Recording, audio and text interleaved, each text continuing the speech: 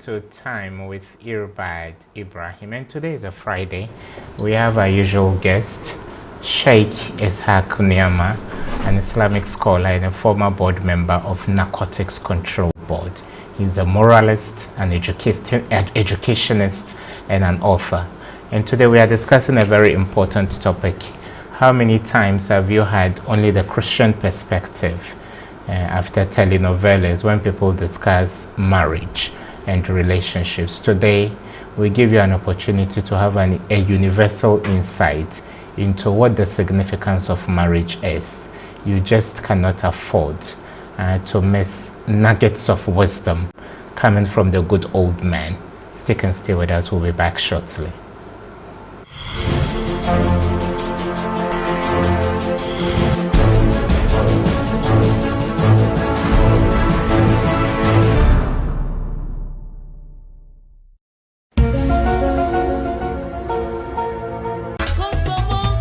Mpepi yana mitami bisamu saso enyima hoden eyasoden enanka wa mewiase a saikra no dasani abrabo betie enei so dasani bia abrabo be nam ayehwam na afenso ayefefefe a wi enyima hoden free mu a enye yie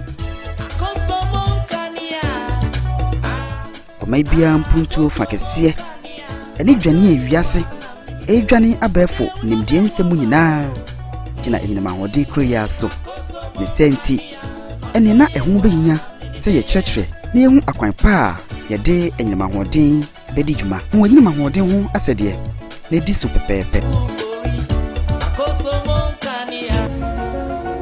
hwɛ enyina mahode nkomo odi TV1 so adwoda bia anwumrɛ na nwɔtwe de kosi nonkron yebesan asisu bie memenda bia awia donko kosi no mienu ma yenhunu enyina mahode ntotoye na magana yen enyina mahode afa ne ntampa efra.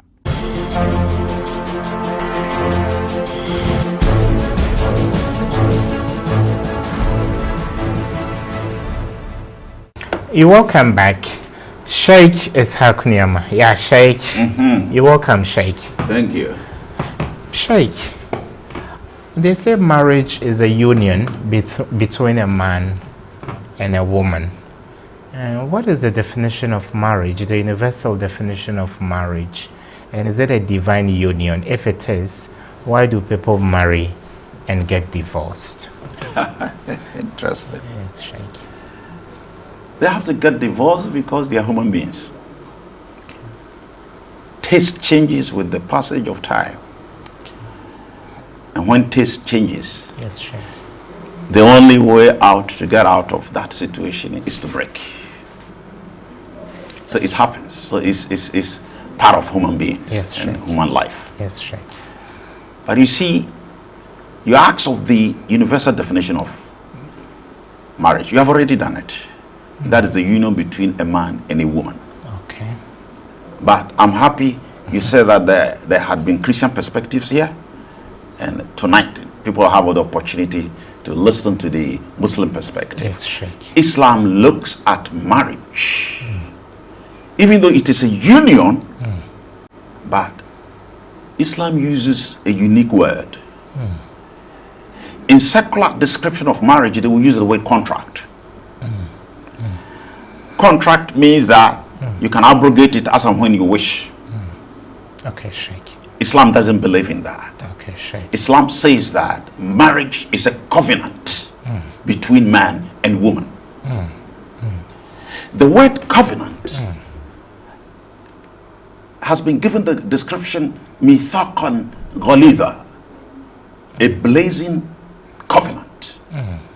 And this expression has been used only 3 times in the Quran. Allah used it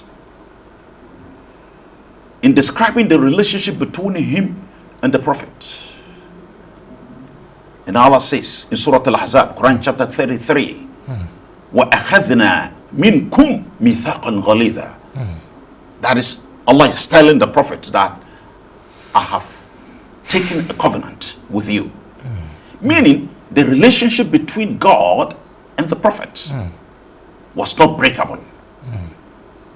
Yes, Sheikh. It's a lifelong relationship. Yes, Sheikh. They had been sent by their creator to do his work. Okay, Sheikh.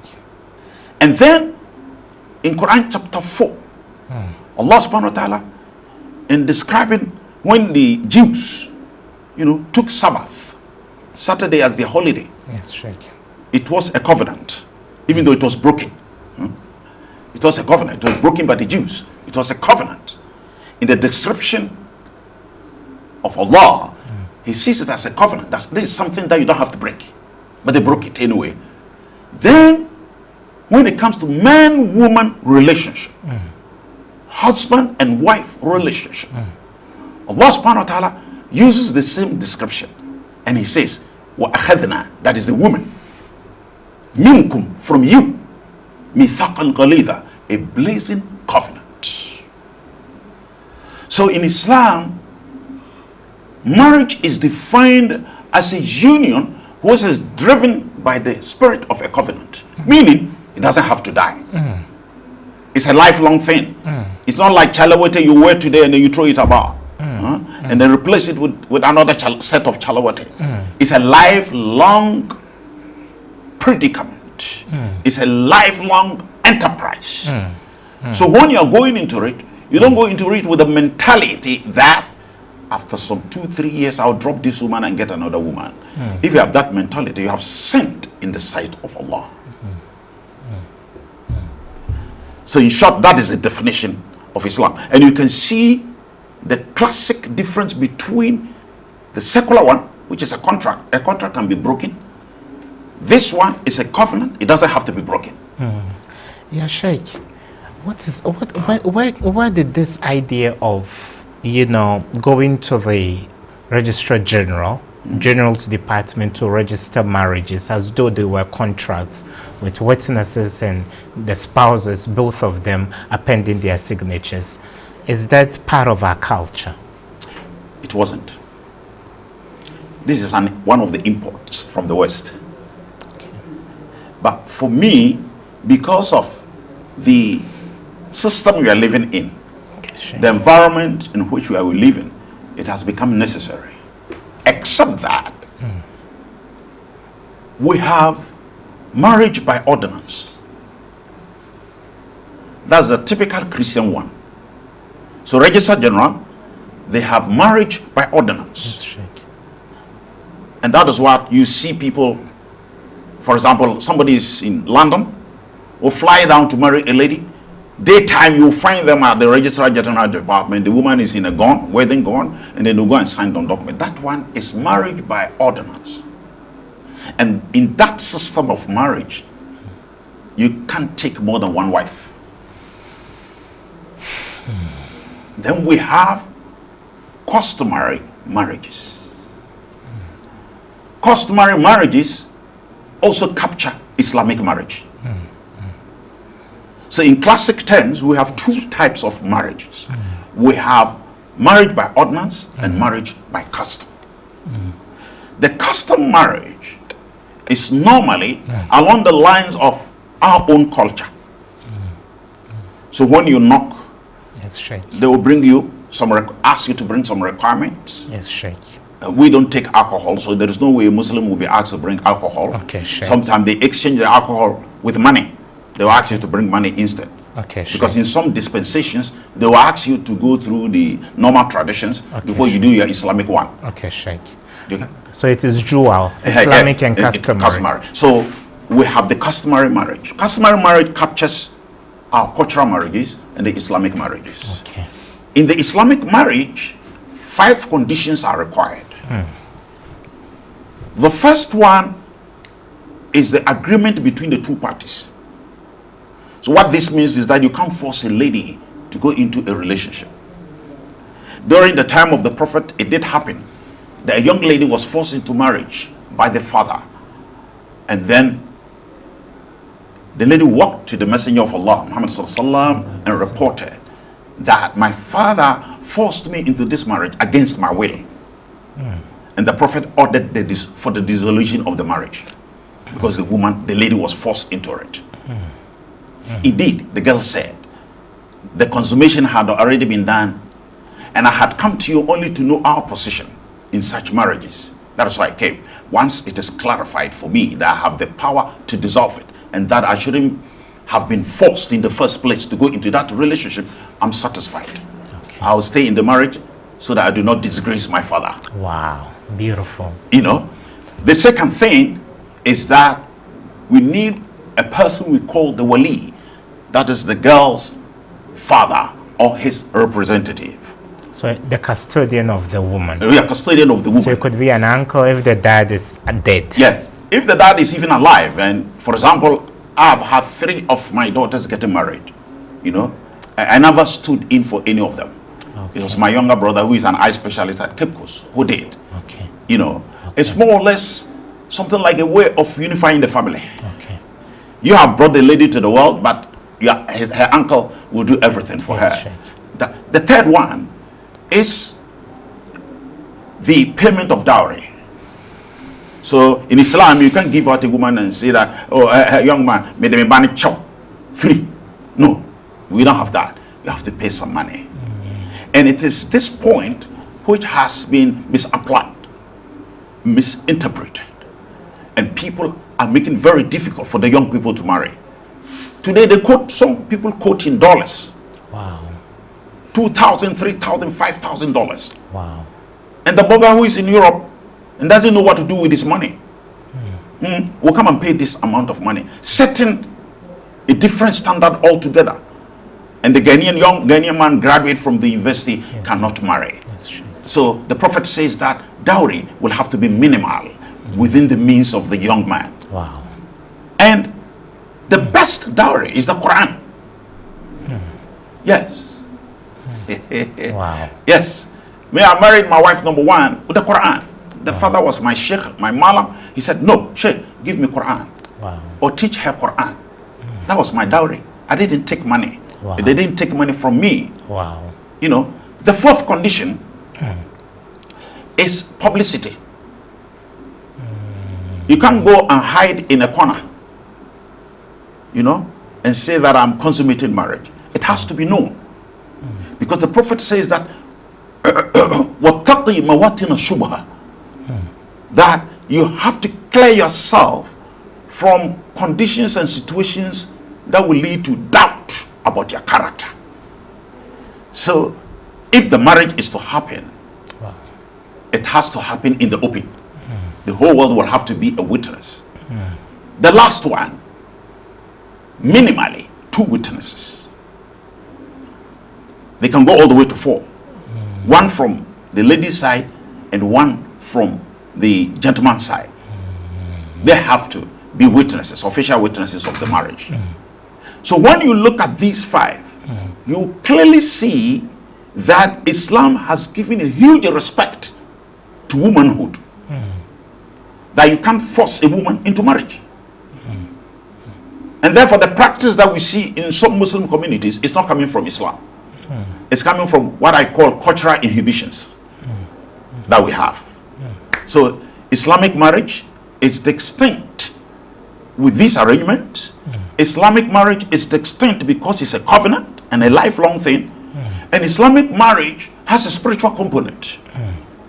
Meaning, you do it for the sake of Allah. And it is one huge arrangement that the Quran has explained in a manner for us to know that when you go into that institution, you are worshipping the Almighty Allah. The Prophet says, "Man tazawwaja faqad akmala nisfa dinihi falyattaqi Allah fi nisf al-baqi." That anyone who marries, yeah, you have to get there, don't worry.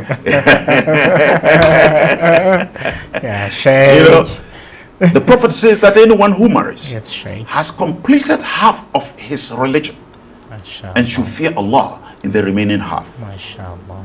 So it's a spiritualized institution. It is a divine institution. It is an institution that Allah loves that his servants move into. Sheikh, there is so much happening with young people around the world today. We don't know whether Islam accepts courtship, and if it does, to what limits. what level of conversation can you have with a lady, and how can you seclude yourself with her at a pub, at a shopping mall, or in your room? What does Islam say about courtship? The word courtship doesn't exist in Islam.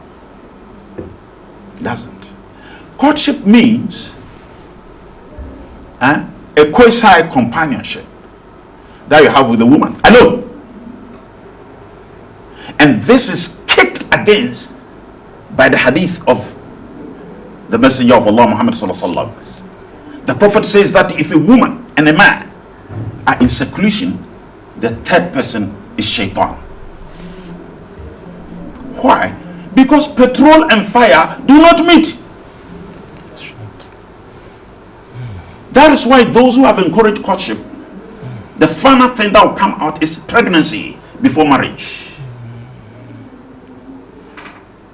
Professor Lewis, he has written a book. He's a British, The Future of Marriage. And he has a whole chapter on courtship. And he says that before the Second World War, there was no courtship in Western Europe. What it meant was that people were not dating before marrying. You date and you see everything. So even with time, it even kills the man's interest in the marriage. That is why a lot of dating today ends on rocks.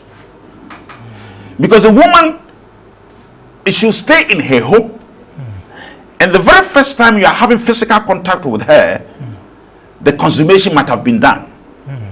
So the ecstasy, the interest, the enthusiasm is very high. When you date, all these die. Apart from the fact that fornication is seriously frowned upon by Islam. The Quran chapter 17 clearly states, وَلَا تَقْرَبُوا الزِّنَا إِنَّهُ كَانَ فَاحِشَةً وَسَاءَ السَّبِيلِ. Never get close to fornication, for it paves the way for all other evils. And the woman is supposed to maintain her virginity, and the man is also supposed to maintain her state of purity. Wow. Wow. That is why you are staying put till madam drops. Yeah, Sheikh. So Professor Lewis says that the period of courtship is a period of deception. Deception. And he explains it this way, that the man will hide his bad character, and the woman will hide her bad character. But when they get married, the real character will start to show. And the man will be sitting one morning in the sofa in the hall, and the woman is misbehaving. Say, Wallahi, if I knew this was your character, I wouldn't have married you. Huh? Yeah, it happens. Yes. And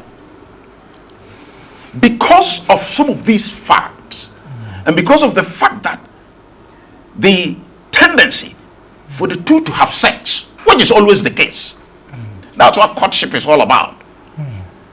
So more or less you are deep purifying yourself. You are adding forth to yourself. You are distancing yourself from the Almighty. And this is a relationship Allah loves, and the purity of it will have to be preserved. So we don't tolerate it, but we have an arrangement. If you knock and you are given, you can visit the lady, sit with her in her hall, in her home, not in your home. Huh? Sheikh, that's where the challenge comes. Yes, you see, the challenge that we are facing is coming from urbanization. The person moves from the village setting to come and study in the urban setting. He graduates. In the past, the world was very small. Yes, Sheikh. Just the village or the town setting. Now it's a city setting. Yes, Sheikh. He moves into the big city, and I will come across a lady. Parents used to act as checks on the movements of their wards. And with the movement of these young people into the cities, where they are come into contact with different women, their choices are very wide. And sometimes the choices they will make, Mala, It's unpalatable. I receive, because of my work, you know, as a theologian and imam, I receive a lot of calls on marriage issues. They are asking for counseling. A young man called me and said, Sheikh, I've been married for the past 6 months, but my wife has not allowed me to have sex with her. 6 months. She doesn't do any of the domestic chores. She talk. And I asked her, have you reported? She said, I've reported it to her family, to my family side. Yes, and we've had some few settings on the case. Do you know the next question I asked him? No, Sheikh. I asked him, can you describe your wife to me? Because I know the mentality of some young people outside there. So I asked him, can you describe your wife to me? No, Sheikh. He was quiet. Then I rather prompted him. I said, is she fair colored? She said yes. He said yes. Is she tall? He said yes. Some people are suffering from color syndrome. Color syndrome. When they see fair colored ladies, they are fascinated. They are confused. So I asked him, do you still want to keep this woman in your house? He was quiet. I said, a woman who has come into your life, it's not allowing you to have sex with her, it's not respecting you, it's not helping you run your life in the house and outside. This woman has no business in your house, young man. Stand firm and fear the Almighty and do what is right. So dating, this is just a digression. Okay. So dating is a critical thing. So the world has become so wide, we have access to these ladies, and we think dating is normal. But some young people who are God-fearing and want to maintain their purity, even when they meet the lady, the next thing to do is to go to the family. Okay. Yeah, Sheikh, let me crack you a bit. I'll take you back to Kumasi. During our days in Kumasi, maybe some 1.5 decades ago, when your sister got married, in the night they would put her in a minivan, and then they would go looking for the neighborhood of the gentleman, and chances were she didn't know where he lived. But today, Sheikh, we are told the newlyweds are taken, and maybe you go there and the young man has stepped out a bit. You'll be looking for the key while she is wrapped in the veil. She will say, look under the cupboard, the key is there. It means she's been frequenting the place. Sheikh, before you marry a lady, your choice of furniture, your choice of bed, your choice of plasma TV, all of those are negotiated between you and her.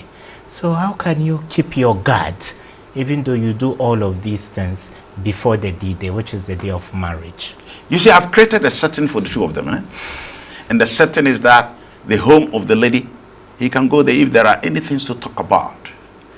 Those who are God-fearing, they do. Are there such people in the system? Oh yes, they are there. They are there.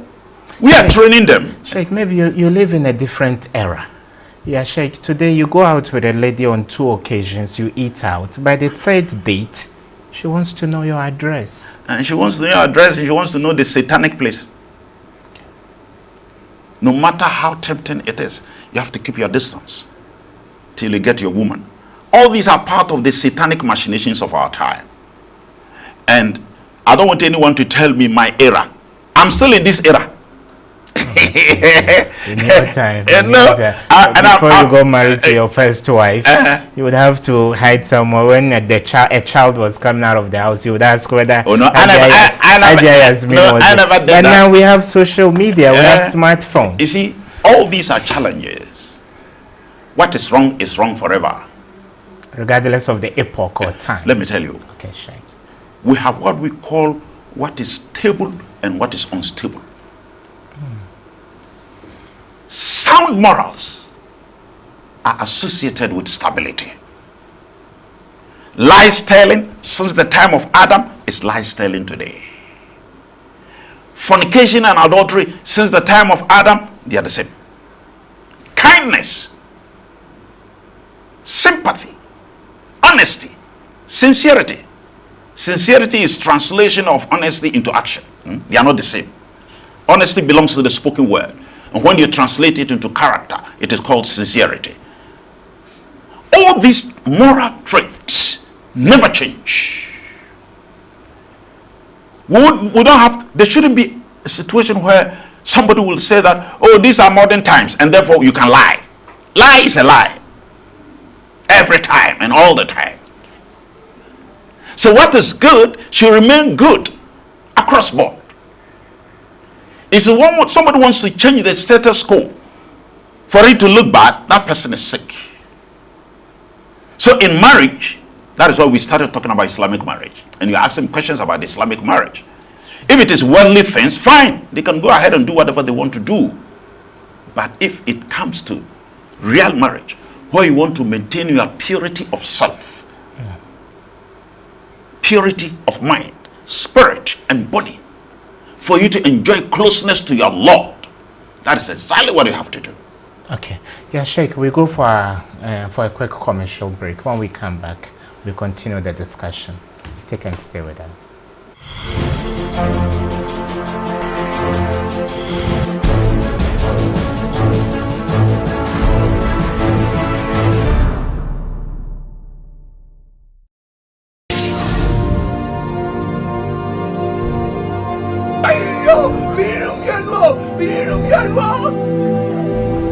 This MON, because I can't see it well.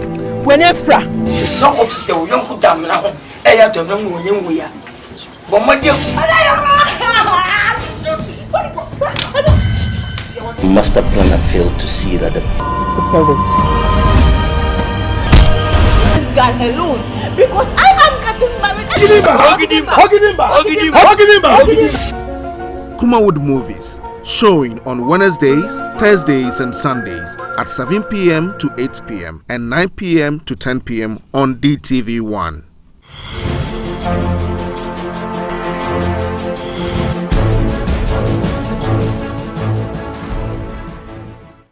You're welcome back. We are here with Sheikh Ishaq Kuniama, an orator and a very extremely eloquent man. Sheikh, you are welcome back. Thank you very much. And Sheikh, you were educating us about the limits to which we can know women before we marry them. And Sheikh, can you talk about arranged marriage, not forced? Can parents make recommendations? You see, when it comes to the choice of a partner, that is one critical area parents do not have any power in Islam. Parents cannot force their children into marriage, but they can advise. And the reason why their advice is good is that the accounts have a proverb that the penini or tiwa wohunu akodejena ho wohu, that what a certain elderly person can see cannot be seen by a young man who is standing. What this proverb means is that your father and mother have been young before, like you. Okay, sure. They've passed through it. Apart from wisdom that they have in life, they have experience. So the discerning ones, the humble ones, sometimes when they even make a choice, especially the lady, when a choice is made, the young man who is very God-fearing will insist that the woman moves to stay with the mother maybe 1 month or 2 months before consummation of the marriage. Umar ibn Khattab, during his time, if you said you knew somebody, he would ask, have you traveled with him before? What that means is that there are certain settings that when human relationship goes into, you get to know the other side of the person. So when the young lady goes to stay with your mother for about a month or two, no matter what, some weaknesses will emerge. And the mother will advise appropriately. So parents have a role to play, up to date. And let me tell you, societies that want to preserve their values, cultural values, they rely on parents, like the Japanese. Do you know that? I have not done any global survey, which I cannot do anyway, but one of the most respectful women on earth are the Japanese women. Really? Yes. Despite the technological strides that they have chalked in life, they have succeeded in preserving their culture. In the Chinese setting, the woman sees the husband as the number one human being on earth and accords her every respect. The link between a person and the parents is extremely high. He becomes professor emeritus anywhere, but he goes back to where he came from, because where you came from is your root, and there is that emotional attachment between you and that place, and your parents will ever wish you well. So when you want to get married, they are interested, because marriage is one area that brings a lot of problems for young people, and your parents do not want you to suffer. That is why there is a bad tradition among Ashantis. When some people grow and they are not successful in life, they go to blame the old man in the house, old woman in the house. And I know no woman will wish bad for the child. So parents are very pivotal in the area of choice. But can they go wrong in the choice? Can your mother recommend somebody and then the marriage falls on rocks later? Are their options divine? Yeah, their choices sacrosanct? Their choices are not sacrosanct. They are human beings, they can make mistakes. But the point I want to establish here is that brainstorming is very important. Even if you have made a choice, trying to convince them is very important. Trying to woo them to your side is very important. If for nothing but purposes of harmony, the continuity of the harmonious relationship between you and the parents. If at the end of the day you know better, and you know that this woman is a very pious woman, God-fearing woman, and they do not know, the religion gives you the go-ahead to marry the woman, and then later on you go back to beg. Okay. Like Brother Bashir did. Brother Bashir's wife, he comes from the Banda tribe, you know, and the mother wanted him to marry. And that's one of the most critical issues of our time. Tribalism. It's a sickness. If you have it, you are sick. You have to be taken to Ankaful for mental cleansing. You know, you're not well. This brother wanted a lady. She said, a woman. Very good woman. They are together now in America. But you see, the mother didn't want to see this lady. Then I told Bashir, on your part, do whatever you can to make your mother happy with you. After the choice is yours. We will move to consummate the marriage. Then, when you move to consummate the marriage, your sisters are not opposed to it. It's only your mother. You have 4 sisters. So what you have to do is that push your wife to be visiting the sisters. Spending some time with them from time to time. And they will be describing the woman to the mother. And that was exactly what happened. We said Fatih, Memuna, Rokaya, Kulthum. And they were rather telling the mother how the woman was. So finally, the old lady said, Bashir, I want to see your wife. Wow. Beautiful. Beautiful. And then, you know, the woman went, spent a day or 2. Subhanallah. After spending some time with the old lady is now mad about this woman. She developed so much love that she wanted to see her on a daily basis. So a little bit of application of wisdom and tact in such matters. So the idea of a little initial resistance from parents, and there's this fantasy of eloping. Let's elope. Let's travel to a fantasy land and live our lives. It's all, you know, farcical. No, I would encourage that. You destroy your own family. Our relationship with our parents, it's very, very, very critical. If you lose it, you're off. Me, whenever I wanted to marry, I will engage my mother. Yeah, Sheikh, there are a few messages, even though we've not announced you may now join the conversation via WhatsApp, and then you can also call. The number will be, please don't call on the WhatsApp line, and the 0302 line will pop up shortly. And this came from a viewer, quite a number of them. This one says, "Dear sir, I'm a Christian man and I'm in love with a Muslim woman. She loves me and I love her too. What can we both do to be able to get married? I'll be pleased with your advice. Thank you." Should I answer? You want me to answer now? Answer, Sheikh. You see, we don't have to deceive ourselves. Why is Islam saying that men and women should be Muslims? There is one thing about life. Today you're talking about love. Tomorrow you'll talk about acrimony.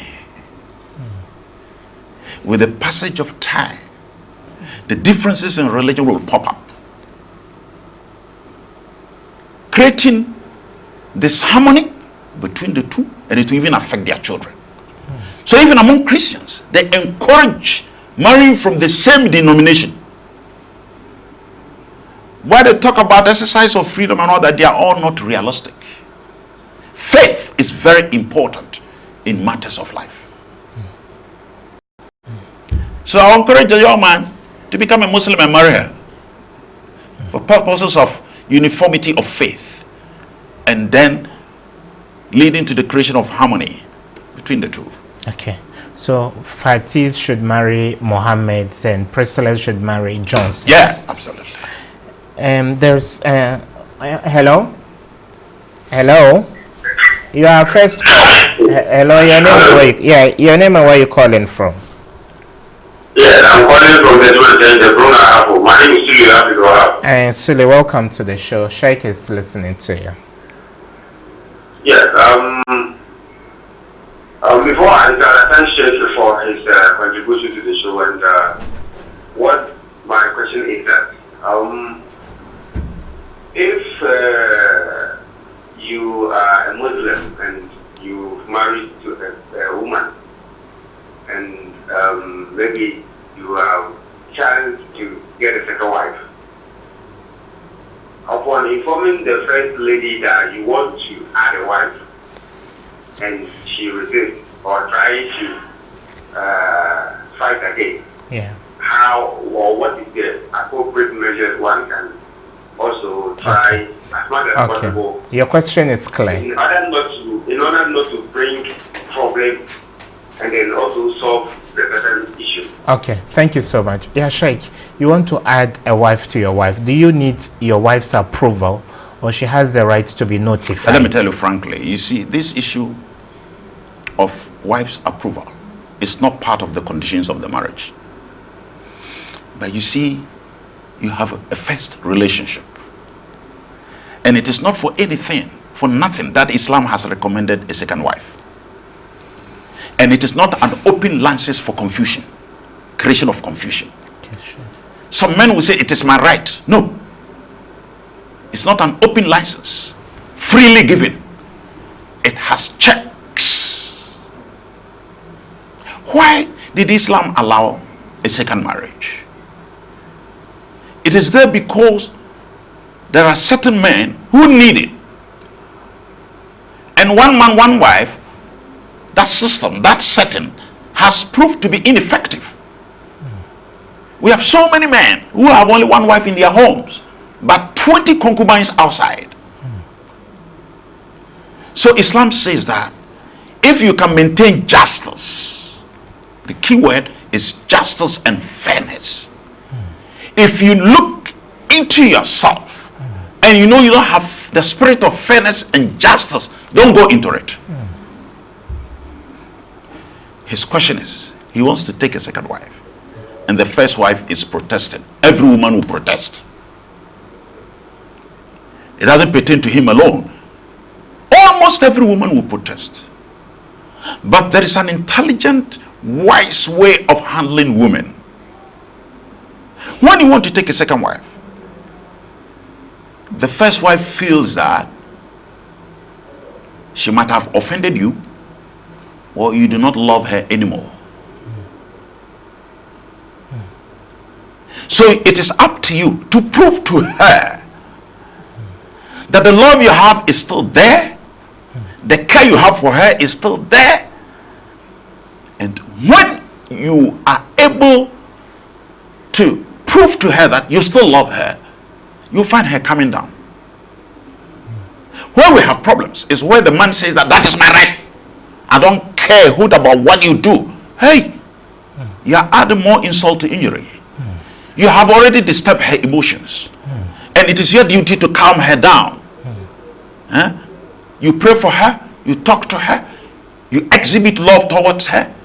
If there is something special and you have the ability to get for her, get it for her as a way of calming her down. Okay, Sheikh. And then when you succeed in taking the second wife, make sure the first wife is properly taken care of. MashaAllah. Hello, we have another caller. Sorry for holding you on for too long. Good evening. Good evening. Good evening. Okay, thank you for your patience. Welcome to the show. Good evening, Mother Exercise. Boko. Me pacho bit me bisa Sheikh. Me pacho to asu.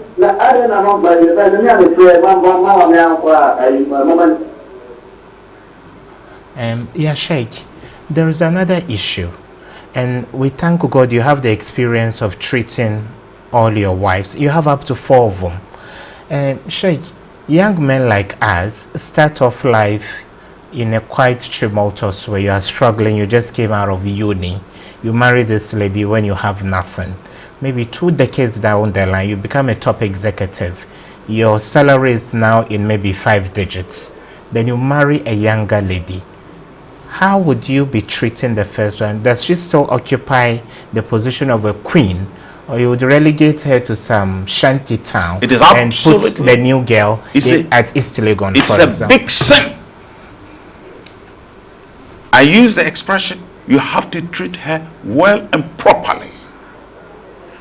All that every woman wants in this world is respect. So in my arrangement, I'll make sure everybody respects Haja Yasmin. That's number 1.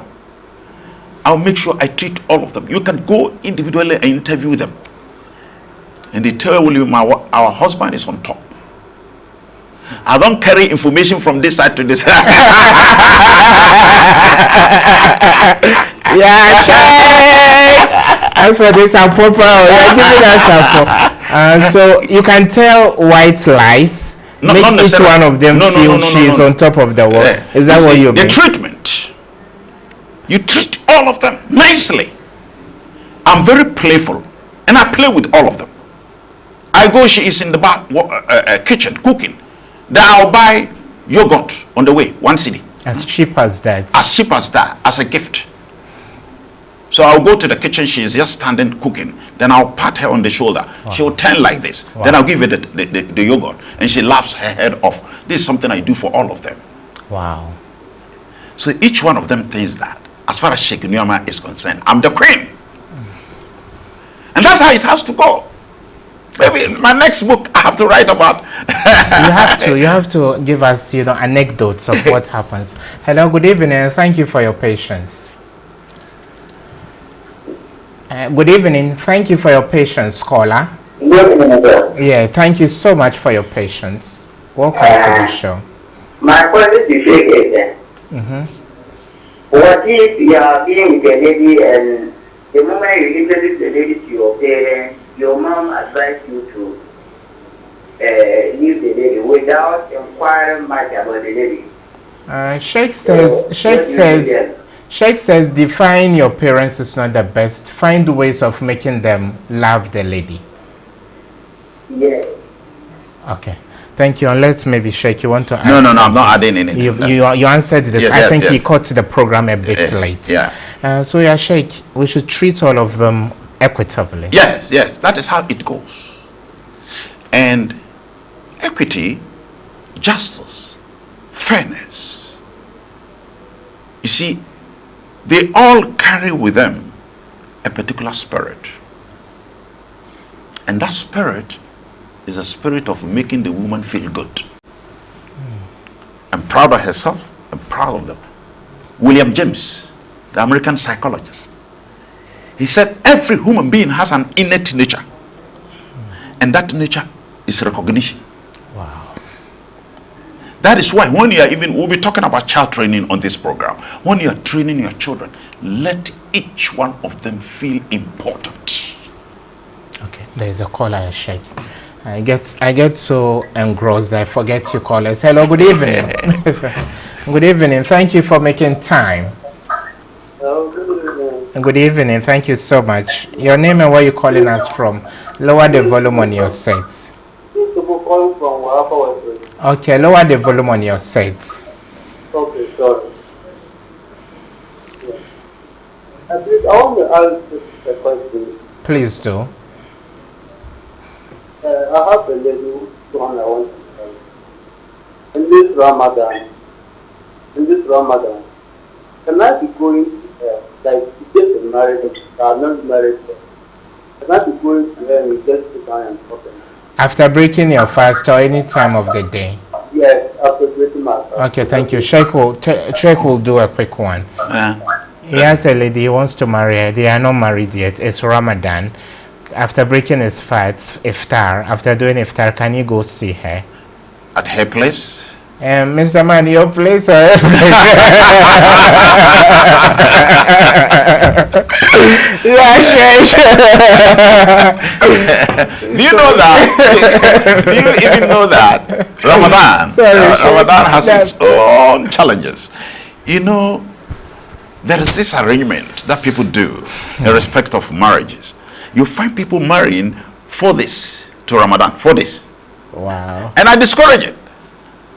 Because if you marry a woman this Sunday and 4 days later Ramadan starts, this woman, young lady blossoming with beauty, what are you going to do with yourself? You'll be going through emotional trauma because you need her physically. And she has instantly become don't touch me during the day. You can't touch her because of the month.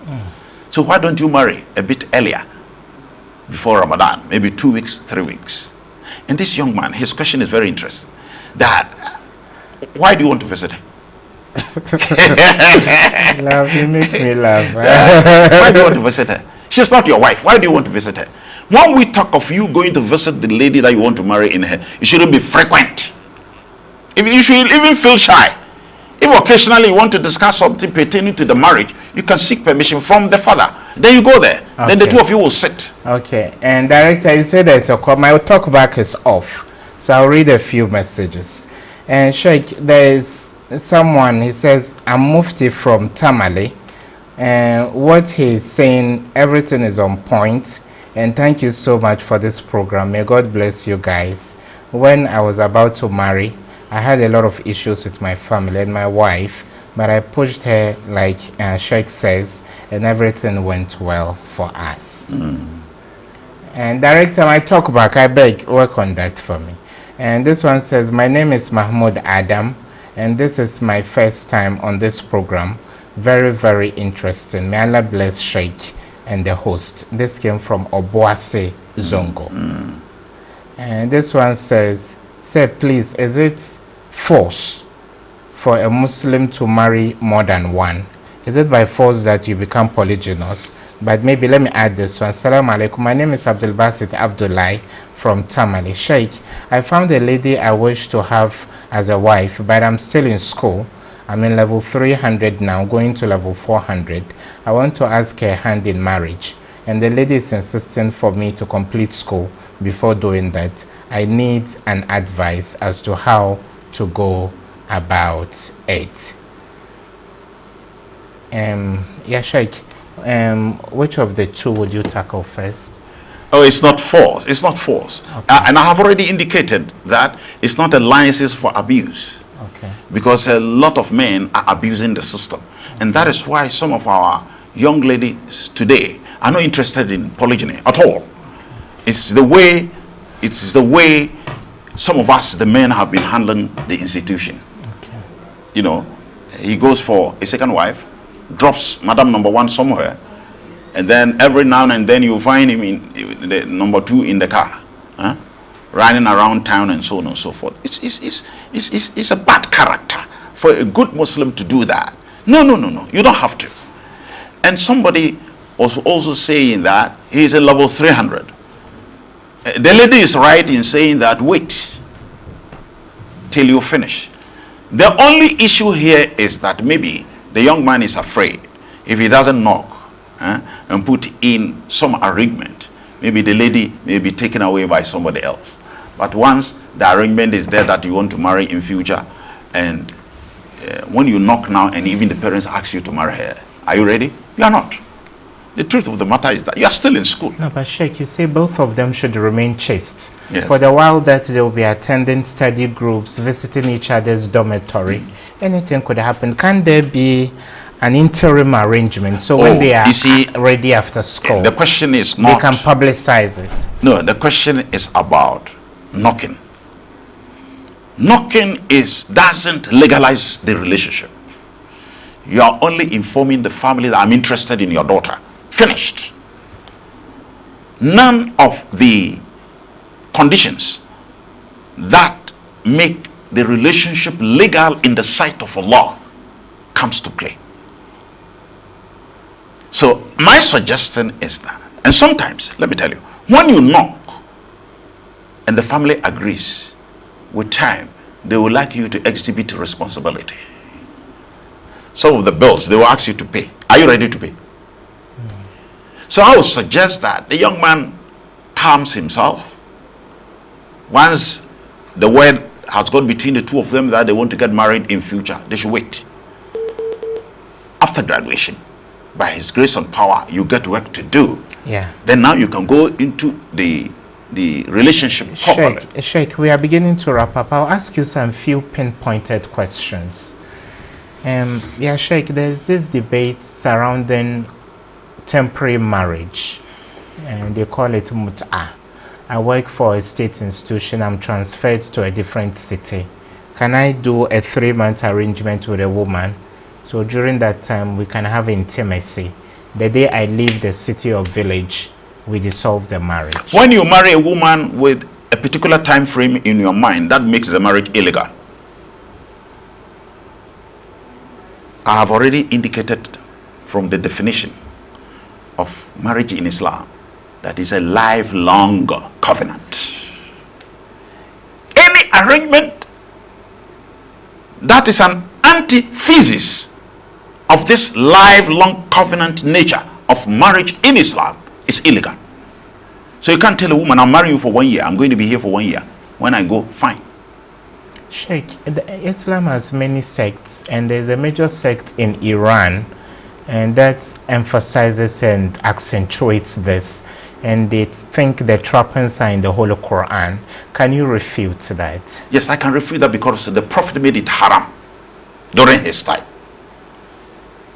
What they are quoting from the Quran has no basis and has no relationship. There is nowhere in the Quran that mut'ah is mentioned. So I don't know the verses they are using. During the time, according to Ibn Abbas, the Prophet made it haram. So, according to Sunnis and other scholars, even from among the Shia, the Zaydiyah, which is close to the Sunnis, they make it haram. Imam Shawkani is their Imam, and he makes it haram. So there is nothing like temporary marriage in Islam. So you're a police officer, you've been transferred to a different district. Make arrangement for your wife to be with you, and something can be worked out. Yeah, all the time. Yeah, Sheikh. Sheikh, there's somebody feels a bit frustrated. He said last week he sent a text requesting for your number, and then he was not given your number. 0244 okay. 132323. Okay, Sheikh. 0244 132323. 0244 132323. Yeah, Sheikh. I would want to ask you this question. Christians who want to marry go for counseling. How much of a vacuum? Okay, there's a caller. Hello? Okay. Yes. So, Sheikh, how much of a vacuum is that within the Muslim community? Counseling before marriage and even while people are It's married. one of the missing links that we are suffering from. You see,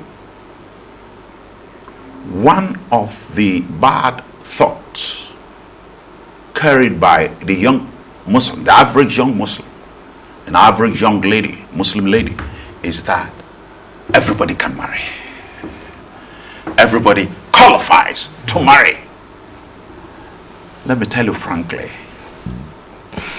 those who make such assertions have limited marriage only to sex.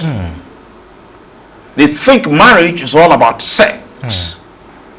Let me state categorically here is that one of the benefits of marriage, of course, is sexual satisfaction.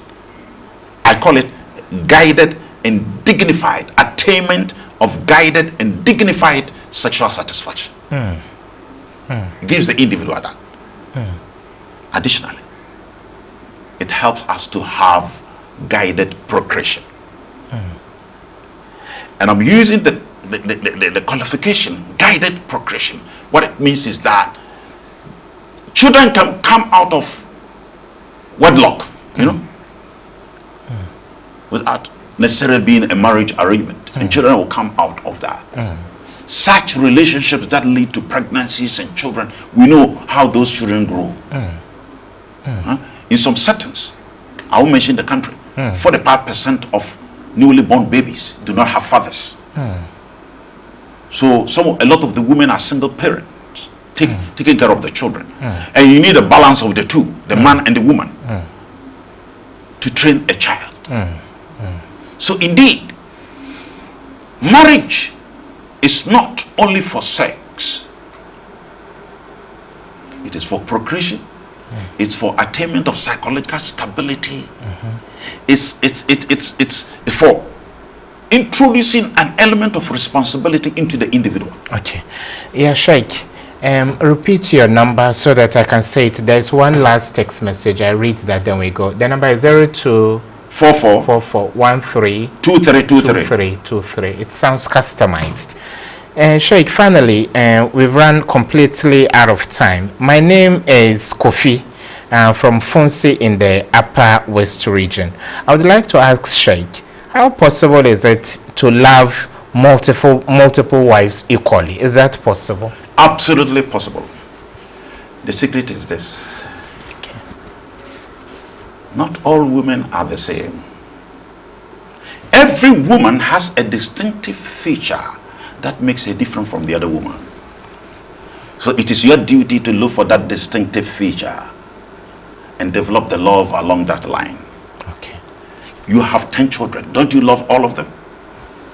Okay. All too soon, we've come yet again to the end of a very interesting edition. This is going to be serialized. Today we took only the significance of marriage. Sheikh will take us through your choice, things you need to consider before you marry a woman. And when you are married, when all is said, what gets done for you to remain married. But for those who would want to continue the conversation with Sheikh even after the show, you can always call him on 0244 132323. I repeat, 0244 132323. Sheikh, thank you so much for making time. Okay. We look forward to seeing you next Friday, God willing. So stay blessed and keep praying for Mother Ghana. Goodbye.